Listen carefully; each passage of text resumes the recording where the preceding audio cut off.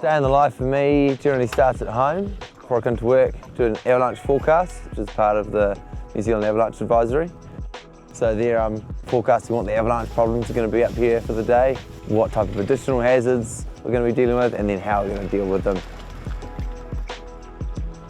My primary responsibilities as a snow safety officer are to provide, first of all, safe access to the mountain from an avalanche point of view, and then to open terrain or using explosives if there's been new snowfall, and checking on the snow stability on a day-to-day basis and then throughout the season. The Remarkables is very avalanche prone. We're quite unique here where we have avalanche start zones and paths that face every aspect, so every point on the compass. We've got north through east, through south, through west facing terrain. So at any given day, no matter what the weather is, there's generally an avalanche problem to deal with. We do see a lot of people heading out to the backcountry here from the Remarkables. It is some of the most easy access terrain in the country. We do get all types come through. Some people are very prepared, some people less so.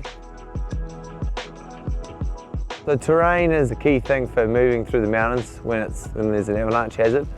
The snow is constantly changing, but the terrain stays the same.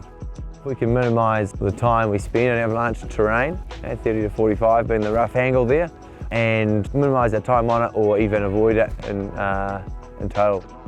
So you can see here, a lot of people have made a really good line where they've picked the low angle terrain out of the slope and they've used the sort of subtle angle changes to travel safely up through those steeper areas. If we are entering those steeper areas, often that's where the best skiing is and we want to, okay? Then we can start to bring in some of our movement through terrain. We can minimise our exposure by one person skiing or walking on a slope at a time, or spacing out as well. Hey, how's it going? How are you? Yeah, good, thanks. Good ski? Yeah, really good. Nice, nice. Came down the elevator there? Yeah. Awesome. Really good. Nice one, nice one. You can head out in the backcountry today, you reckon? Yeah, maybe. Nice. Thinking about it. Nice, yeah, it's pretty good out there at the moment. Just a heads up, really different to what we're seeing inbounds, yeah. Elevator we just came down, that's in the ski area and we control it, but out of bounds is definitely a different snowpack at the moment. Cool. But yeah, it should be really good, and Yeah. hope you have a great day out there. Yeah, thanks. Come and see us down at Patrol Base if you want any more advice or anything like that, we can help you out there too. Nice one, thanks. Cool, have a great day.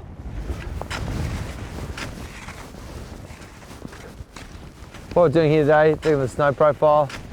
Just an example of an instability test that we may use in the field here. This is a compression test.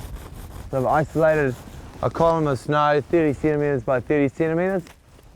Isolated it on all four sides. And now we're going to apply some force down through the column. That's going to give us an indicator of how our weight as a human being could move down through the snowpack and potentially affect layers that may avalanche. So we call it a resistant planar result, and that is on what looks to be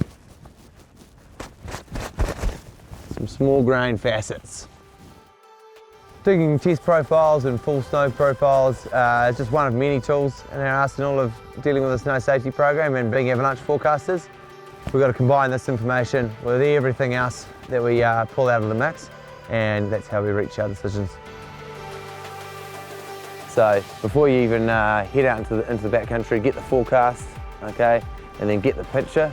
So you're getting the forecast in the morning to have an idea of what you're going to find out here. Keep an eye on what's happening around you. I always like to say what's happening beneath my feet, what's happening in front of me, what's happening above me.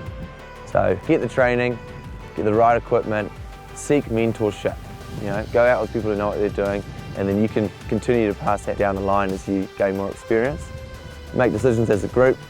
Have a basis for why you're going to ski something or why you're not going to ski something, and most importantly, have a great time.